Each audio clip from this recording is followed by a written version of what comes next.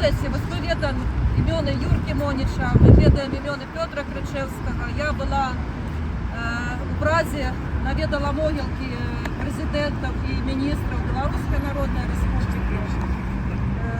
Беларусы, якія змагаліся за свабоду сваёй краіны, на жаль, пахаваныя шмат якіх іншых краінах, не ў Беларусі, а хтосьці герояў, якіх мы ўвогуле імёны не ведаем і нават магілы не ведаем. Таму, на жаль, ёсць так.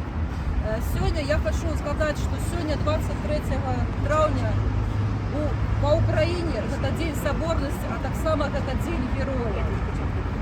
І вось зусім недавно, літаральна пару дзён таму, загінуў хлопец Ціхан Клюкач. Это сапраўды герой, таму што ў 20-м годзе ён праявіў такую смелость, такую самоахвярность, якую не проявляли некоторые дорослые маститые политики. Они не могли пойти на самоахвярность, они проявляли, на жаль, просто боязливость. А гэты хлопец, 17 год ему было ў 20-м годзе. Ён адсидзеў 90 суток ва вучобе расійскай. Пасля яго адправілі, гэты рэжым кінуў яго ў калонію. Ён быў у гэтай калоніі і выехаў в Украіну пасля вызвалення, змагаўся ва ўкраіне і аддаў сваё жыццё. Канешне, вельмі балюча, вось я гляджу здымак таксама Эдуарда Лобава, шмат каго з гэтых хлопцаў я ведала.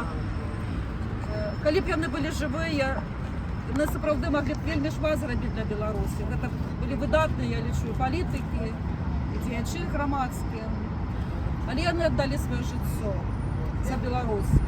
Я закликаю усіх, каб у нас была вось гэтая самаахвярнасць таксама, бо без самаахвярнасці мы далёка не дойдзем, мы нічога не зробім без самаахвярнасці.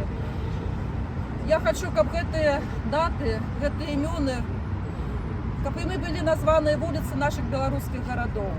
Замест імёнаў тых катаў і вырадкаў проста, якіх зараз беларускія вуліцы названы. І, канешне, мы мусім зрабіць усё, каб гэтыя святы, гэтыя памятныя даты мы адзначалі у наших гарадах Беларусі. Мы мусім зрабіць для гэтага ўсё. Жыве Беларусь! Слава Украіне! Як жыве Польска!